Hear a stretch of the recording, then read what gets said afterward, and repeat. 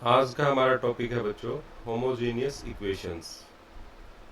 Actual में हमें differential equation में ये पढ़ना है कि होमोजीनियस डिफरेंशियल इक्वेशंस क्या होती हैं, बट उससे पहले हमें ये पता होना चाहिए कि होमोजीनियस इक्वेशन क्या होती है।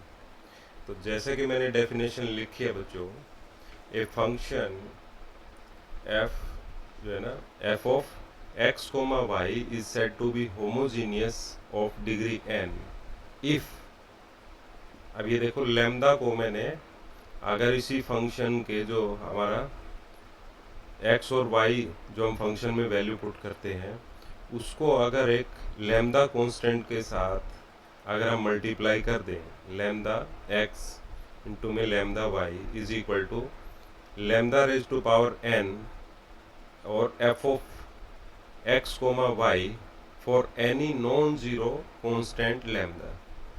ठीक है ना। अब ये बात आप लोगों के बिल्कुल भी समझ में नहीं आई होगी कि ये क्या है। ठीक है, तो मैं एक एग्जाम्पल लेता हूँ और उस एग्जाम्पल से हम इसको समझने की कोशिश करेंगे। तो देखो बच्चों, हमारे पास ये अब एक एग्जाम्पल है कि एफ ऑफ एक्स कोई एक फंक्शन है, F of x comma Y, sorry. तो यहाँ पे देखो दो वेरिएबल्स है हमारे पास, वाई स्केयर और प्लस में 3xy is a homogeneous function of degree 2। देखो इसकी डिग्री जो है ना वो कितनी बच्चों, 2 है। अब हमें क्या करना है कि जैसा कि डेफिनेशन हमें गिवन थी, तो डेफिनेशन में गिवन ये थी कि अब फंक्शन में जो x है उसको आप रिप्लेस कर दो एक कांस्टेंट के साथ में। उस कांस्टेंट का नाम है लैम्डा। ठीक है, और वो एक नॉन जीरो कांस्टेंट है। ठीक है ना, ये लैम्डा और नथिंग बट एक कांस्टेंट।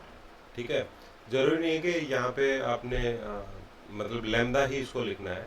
आप आपका जो भी दिल करे वो रख सकते हैं, बट एक नोटेशन के लिए जो है ना, होमोजीनियस इक्वेशन के लिए हमने नोटेशन जो है लैम्डा की बना रखी है। ठीक है ना बच्चों। ओके, तो अब हमें करना क्या है कि x को हमें रिप्लेस करना है। ठीक है बच्चों, हमें रिप्लेस करना है लैम्डा x से। ठीक है ना, तो यहाँ पे लैम्डा y आएगा। अब y को अब मैं क्या करूँगा, अब फंक्शन में हमने x को लैम्डा x रख दिया है और लैम्डा y रख दिया है, तो यहाँ पे ये क्या हो जाएगा मेरा, लैम्डा y का स्क्वायर प्लस 3 इंटू में लैम्डा x इंटू में लैम्डा y। क्लियर, समझ में आ रहा है ना। अब आप ध्यान से देखो कि इसके अंदर अगर मैं इसको और आगे एक्सपेंड करूं तो ये मेरे पास कुछ इस तरह से मिलेगा, लैम्डा का स्क्वायर वाई का स्क्वायर प्लस 3 इंटू में लैम्डा स्क्वायर इंटू में एक्स एंड वाई। इस एग्जाम्पल से आपको ये समझ में आ जाएगा कि होमोजीनियस इक्वेशंस क्या होती हैं बच्चों। ठीक है ना। तो अब हम फिर से इसको और थोड़ा सा एक्सपेंड करें बच्चों, और इसमें से लैम्डा स्क्वायर को अगर मैं कॉमन लूँ तो आप देखें वाई स्क्वायर प्लस 3xy। ठीक है ना। अब आपको ये जो हमने डेफिनेशन लिखी थी बच्चों, उस डेफिनेशन में डेफिनेशन जो है वो अब आपको थोड़ी सी और बेटर समझ में आएगी। अब आप इसको और इसको आप ध्यान से देखें कि ये जो चीज़ है हमारी वो क्या है बच्चों, ये है हमारा जो फंक्शन हमें गिवन था x कोमा वाई वाला। ठीक है ना, और उस फंक्शन में हमें ये कहा था कि अब की बार जो इसकी डिग्री है बच्चों वो कितनी हुई, n हुई। ठीक है ना, और ये हमारा फंक्शन है। इस फंक्शन को हमने रिप्लेस किया था बच्चों किससे, lambda x comma lambda y से, जिससे इसकी वैल्यू ये आ गई थी। ठीक है बच्चों। अब आप ध्यान से देखो कि जब हमने इसमें से ये लैम्डा कॉमन लिया तो बच्चों हमें वापस वही की वही ये वैल्यू मिल गई है जो हमारी प्रीवियस वैल्यू थी। तो यानी कि होमोजीनियस का मतलब होता है यूनिफॉर्मिटी। ठीक है ना, ये जैसे ही पहले थी वैसे ही अभी भी है। समझ में आई बात। तो होमोजीनियस इक्वेशंस वो होती हैं, अब मैं थोड़ा सा आपको और डिटेल में बता रहा हूँ कि जिन इक्वेशन के साथ अगर हम किसी कांस्टेंट को इस पूरी इक्वेशन के साथ में अगर हम मल्टीप्लाई कर दें तो उनकी यूनिफॉर्मिटी में, यानी कि वो जो इक्वेशन थी वो एज इट इज़ रहनी चाहिए, उसमें कोई चेंज नहीं आना चाहिए। ठीक है ना। अब किसी कांस्टेंट को जब हमने इसके साथ मल्टीप्लाई किया था पूरे के साथ में, तो वो देखो कांस्टेंट हमारा क्या हो गया, बाहर कॉमन आ गया। ठीक है, तो वो उतने टाइम्स, अब लैम्डा अगर कांस्टेंट था तो वो उतने टाइम्स मल्टीप्लाई हो गई थी, तो सेम उसी को जब हमने बाहर कॉमन ले लिया तो ये हमारी जो इक्वेशन थी इसकी यूनिफॉर्मिटी के ऊपर कोई फर्क नहीं पड़ा। समझ में आ गई बात बच्चों। तो ये होती है हमारे पास में होमोजीनियस इक्वेशन। बट आपको ये जो इक्वेशन है उसको आइडेंटिफाई करना आना चाहिए। जैसे फॉर एग्जांपल अब देखो बच्चों, ये हमने एग्जांपल लिया कि एक फंक्शन है हमारे पास साइन एक्स प्लस में cos y is not a homogeneous function. But क्यों नहीं है ये होमोजीनियस फंक्शन? आओ अब हम इसकी वैल्यू पुट करते हैं बच्चों कि lambda X comma lambda Y. ठीक है ना बच्चों। अब अगर मैं इसकी वैल्यू रखूँगा तो sine lambda x plus cos lambda Y. ठीक है ना बच्चों। अब ये जो है is equal to, not equal to होगा lambda raise to power n, sorry ये लैम्डा की जो पावर है एन, ठीक है ना, ये हमारी इस फंक्शन के इक्वल नहीं होगी। Lambda raise to power N and जो हमारा फंक्शन था एक्स कोमा वाई, अब ये जो है ना दोनों फंक्शन इक्वल नहीं है। कारण देखो बच्चों आप कि अब हम जो कॉमन लेंगे ना, इन दोनों में से आप लैम्डा की वैल्यू को कॉमन ले, क्या आप एंगल में से कॉमन ले सकते हैं? यहाँ से आप कॉमन ले सकते हैं क्या? आप कॉमन अगर यहाँ से तो ले सकते थे। समझ में आई बात? ये एंगल कुछ और हो गया मल्टीप्लाई करके, और ये एंगल कुछ और हो गया। मान लो कि ये एंगल मान लो कि 20 था इसके साथ में, और ये एंगल मान लेते हैं कि 30 है, और लैम्डा अगर कांस्टेंट की वैल्यू की भी 2 से ये मल्टीप्लाई हो गया और 2 से ये मल्टीप्लाई हो गया, तो हम एंगल में से मल्टीप्लाई थोड़ी ले सकते हैं। तो जब कॉमन लेंगे उसी कांस्टेंट को वापस, तो हमें ये वैल्यू थोड़ी मिलेगी, लैम्डा की वैल्यू कोई भी आएगी नहीं। समझ गए ना बात? तो ये जो फंक्शन है बच्चों वो होमोजीनियस फंक्शन नहीं है। यानी कि होमोजीनियस फंक्शन को आइडेंटिफाई करने का सिर्फ एक तरीका है, वो ये कि डेफिनेशन में हमें ये बोल रखा है कि जिस कांस्टेंट को हम पूरी इक्वेशन के साथ में मल्टीप्लाई करेंगे, एज इट इज़ जितने टाइम्स वो मल्टीप्लाई हुई है उसको अगर हम वापस कॉमन ले तो उतने की ही पावर हमें वापस मिलनी चाहिए। बट इस केस में ऐसा नहीं हो रहा है। ठीक है ना। तो ऑब्जर्वेशन देखो बच्चों क्या है कि हमारे पास जो फंक्शन था ना, होमोजीनियस फंक्शन जो था, यानी कि F of x comma Y, ये हमने फंक्शन लिया था शुरू में बच्चों। ये एक इक्वेशन थी वाई स्क्वायर प्लस 3xy। ठीक है ना। तो अब ये जो हमारी इक्वेशन थी, इस इक्वेशन को क्या हम इस फॉर्म में लिख सकते हैं कि अगर मान लो कि मैं इस इक्वेशन को एक्स स्क्वायर से डिवाइड कर दूं, ठीक है ना बच्चों, और एक्स स्क्वायर से मल्टीप्लाई कर दूं ऊपर नीचे, कोई फर्क पड़ेगा इसको? तो देखते हैं क्या होता है। ठीक है ना। तो Y square by X square plus 3xy upon में एक्स स्क्वायर। ठीक है बच्चों। तो ये इसका स्क्वायर हमारा कैंसिल हो रहा है, और अब मुझे ये जो इक्वेशन है बच्चों वो कुछ इस तरह से मिल रही है, एक्स स्क्वायर। अब आप ध्यान से देखो कि ये जो मेरी इक्वेशन थी ना वो वाई स्क्वायर अपॉन में एक्स स्क्वायर और वाई अपॉन में एक्स की फॉर्म में आ गई है बच्चों। ठीक है ना। तो इसको अगर मुझे फंक्शन में इसको अगर मुझे करना हो कि भाई ये जो इक्वेशन है ना, इस इक्वेशन का फंक्शन क्या है, इस इक्वेशन का फंक्शन ये है बच्चों, तो हम कि X square G of Y upon में एक्स का फंक्शन है ये। थोड़ा सा समझे आप बात को, थोड़ा सा ध्यान दें बात को कि ये जो इक्वेशन थी ना, जब मैंने इसको एक्स से डिवाइड कर दिया, तो आप रिलेशन एंड फंक्शन वाले चैप्टर में चले जाएं, या तो टेंथ वाले +1 वाले में या फिर 10th वाले में। तो ये जो हमारी जो ये जो इक्वेशन है और मैंने एक्स स्क्वायर से इसको डिवाइड किया, तो ये इस इक्वेशन का मैंने एक फंक्शन बनाने की कोशिश की, और वो फंक्शन क्या है बच्चों, y अपॉन में x का फंक्शन है ये। समझे आप, y अपॉन में x का फंक्शन है। तो दूसरा एक और देखें तरीका कि इसी इक्वेशन को अगर मान लो कि मैं y से डिवाइड करूं और y से मल्टीप्लाई करूं, तब मुझे ये कैसी दिखाई देगी, ठीक है ना बच्चों।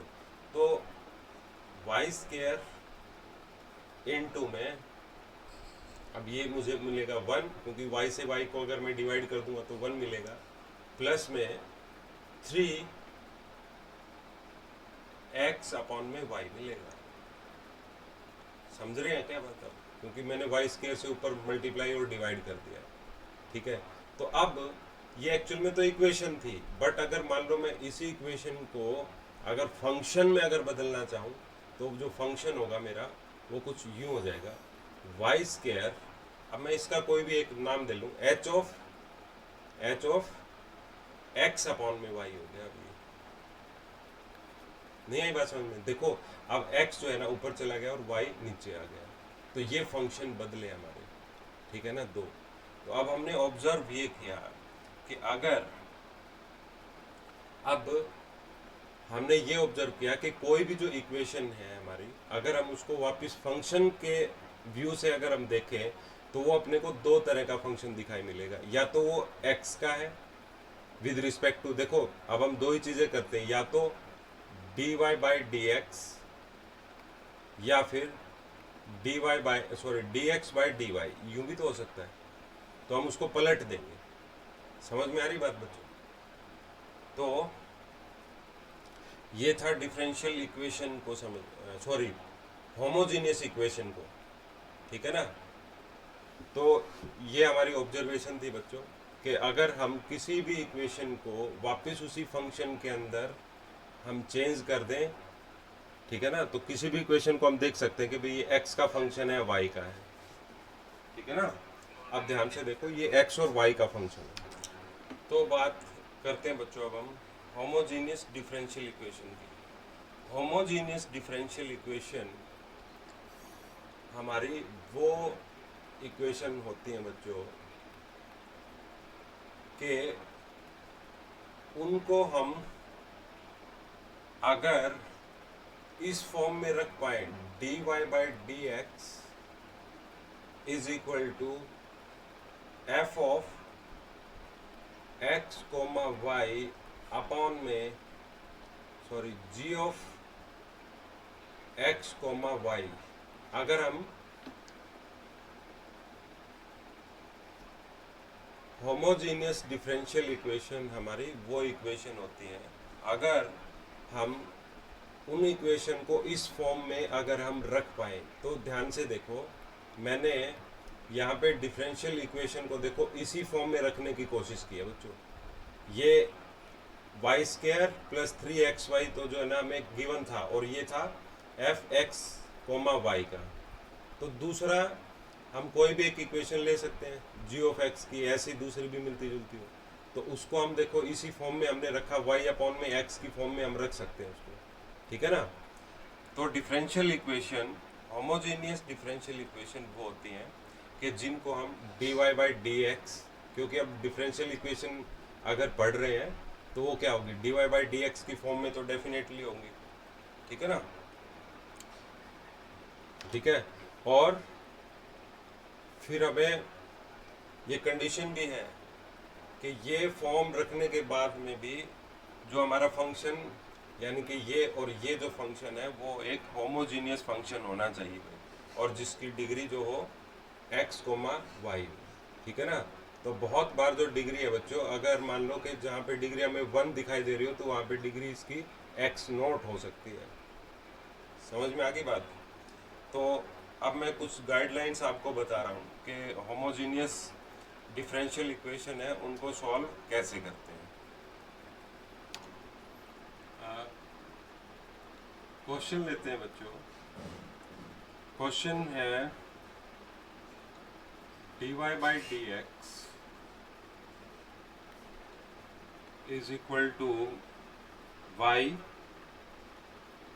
अपॉन में x प्लस x अपॉन में y, ठीक है बच्चों।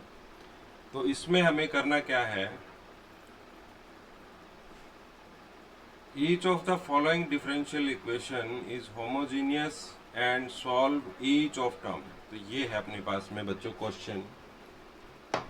तो हमें dy बाई डी एक्स इसका एल्शियम लेकर के, क्या हम इसको ऐसा भी तो लिख सकते हैं, dy by D X is equal to, अगर मैंने इसका एल्शियम ले लिया बच्चों एक्स वाई, तो ये बन गया Y square plus X square. अब देखो बच्चों, इसको हम इक्वेशन कंसीडर कर लेते हैं। तो हमें ये गिवन जो फंक्शन है, यानी कि ये जो फंक्शन है ना एक्स कोमा वाई का एक फंक्शन है जो यहाँ पे 2 वेरिएबल्स हैं, ठीक है ना। तो ये इसको हम ऐसे भी लिख सकते हैं कि फंक्शन वाली लैंग्वेज में, ठीक है ना।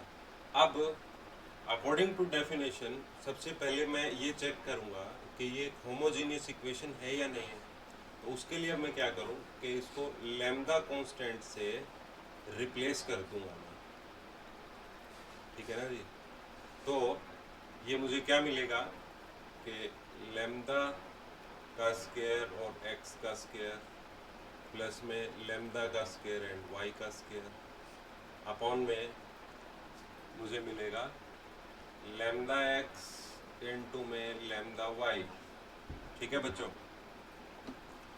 और अब आप देख पा रहे हैं कि इसके ऊपर और नीचे से लैम्डा का स्क्वायर कैंसिल हो करके जो ऊपर मुझे अब ये चीज़ मिल जाएगी बच्चों, लैम्डा का स्क्वायर और X square plus Y square upon में मुझे क्या मिलेगा नीचे भी लैम्डा का स्क्वायर इनटू में एक्स इनटू में वाई, ठीक है ना बच्चों। और ये क्या हो गया बच्चों, कैंसिल हो गया। तो अभी अभी थोड़ी देर पहले मैंने आप लोगों को बताया था कि यहाँ पे अब लैम्डा तो बचा नहीं, बट लैम्डा फिर भी मुझे तो दिखाई दे रहा है। देखो ऐसे कि लैम्डा की पावर अगर मैं 0 कर दूँ और अब इस इक्वेशन को जो है ना मैं यूँ लिख लूँ कि X square plus Y square upon में एक्स इनटू में वाई, ऐसा मैं लिख सकता हूँ कि नहीं लिख सकता हूँ। तो फाइनली मैं इसको ऐसा लिख सकता हूँ बच्चों कि जो फंक्शन है मेरा वो लैम्डा की पावर जो है 0 और जो फंक्शन है वो मेरा क्या है बच्चों, एक्स कोमा वाई, ठीक है ना। ऐसे अब मैं इसको लिख सकता हूँ। और साथ के साथ मुझे आप लोगों को एक लाइन जो है वो यहाँ पे लिखनी पड़ेगी, दस द फंक्शन जो है हमारा यानी कि एक्स कोमा वाई का जो फंक्शन है ना is a homogeneous function of degree,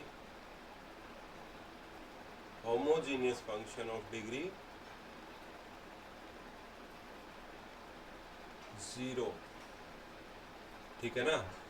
0 degree का है क्योंकि लैम्डा की पावर डेफिनेशन में तो यहाँ पे n थी, ठीक है ना।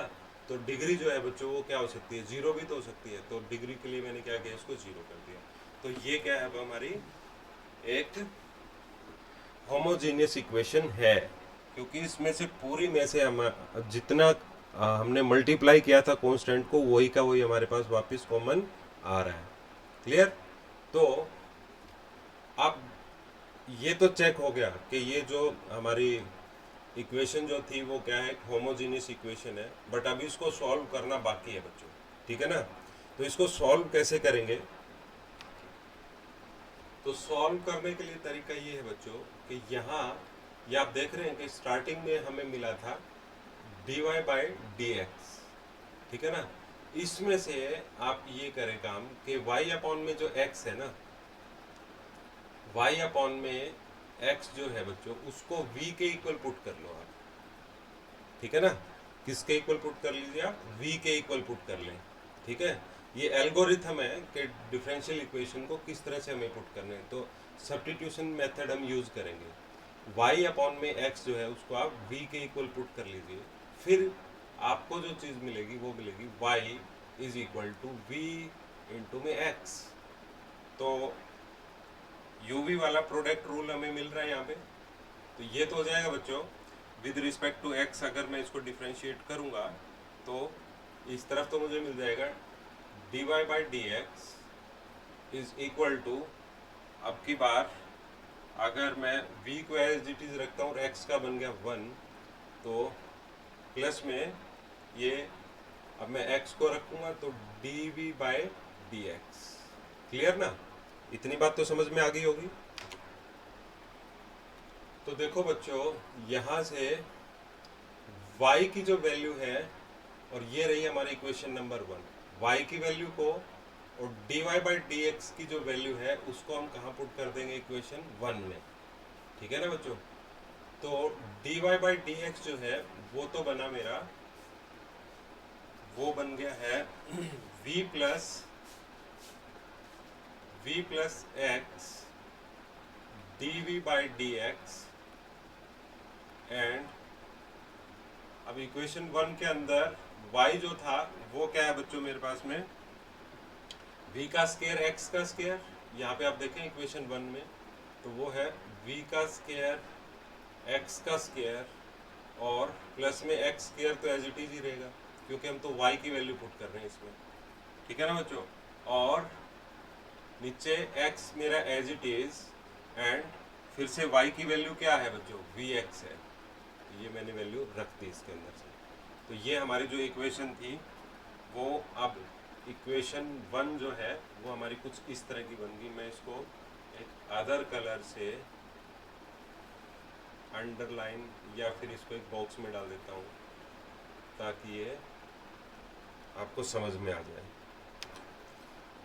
तो देखें बच्चों, अब नेक्स्ट जो स्टेप है वो हमें ये दिखाई दे रहा है। अगर मैं इसमें से एक्स स्क्वायर कॉमन ले लूँ, ठीक है ना, अगर ये है v x इंटू में dv by D X is equal to, इसमें से अगर मैं एक्स स्क्वायर कॉमन ले लूँ और नीचे से भी मुझे एक्स स्क्वायर दिखाई दे रहा है बच्चों, ठीक है ना। तो ऊपर वाली जो इक्वेशन है यानी कि एक्स स्क्वायर को अगर मैंने कॉमन लिया तो ये 1 प्लस वी स्क्वायर या वी स्क्वायर प्लस 1 कुछ भी आप लिख ले, कोई फ़र्क नहीं पड़ता है, ठीक है ना बच्चों। ये हो गया एक्स स्क्वायर इंटू में v। तो ये चीज़ इसके साथ हमारी कैंसिल हो रही है और मुझे ये एक सिंपलेस्ट फॉर्म मिल गई है बच्चों, ठीक है ना। तो हालांकि मुझे स्टेप करना नहीं था, आप लोगों के समझ में आ गया होगा, बट अब थोड़ा सा और ज़्यादा अंडरस्टैंडिंग हो गई। तो इसी इक्वेशन को क्या मैं यूँ भी तो लिख सकता हूँ बच्चों, v plus X dv by D X is equal to 1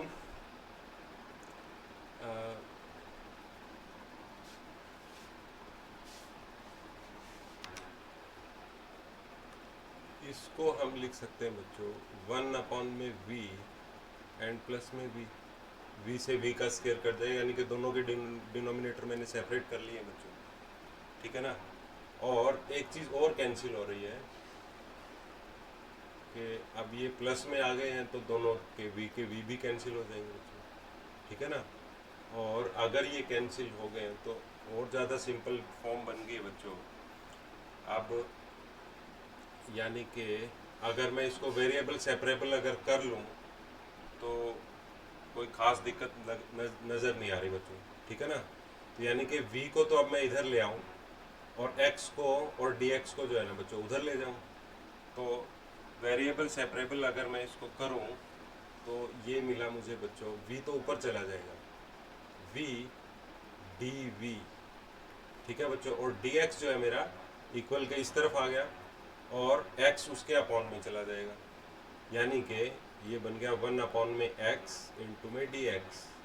तो इसको हम यहाँ लिख दें कि वेरिएबल सेपरेबल, अब हमने इसको कर लिया। अब हमारी ये वही इक्वेशन बन गई है जो अभी तक हम वेरिएबल सेपरेबल में कर रहे थे बच्चों। समझ में आई बात? तो अब अगला जो स्टेप है वो आप जानते हैं क्या करना है। अब सिंपल इंटीग्रेट करना है बच्चों, इसको और इसको, ठीक है ना। तो इंटीग्रेशन बोथ साइड जब मैं करूँगा तो ये मिलेगा मुझे v का स्क्वायर अपॉन में 2, ठीक है ना बच्चों। और यहाँ पे प्लस सी भी होगा, ठीक है बच्चों। और इसका मुझे क्या मिलेगा, is equal to log X in modulus form plus में सी, ठीक है ना बच्चों। तो ये है हमारा एक रिक्वायर्ड इक्वेशन बच्चों। इसको मैं फाइनली अब ये भी लिख सकता हूँ कि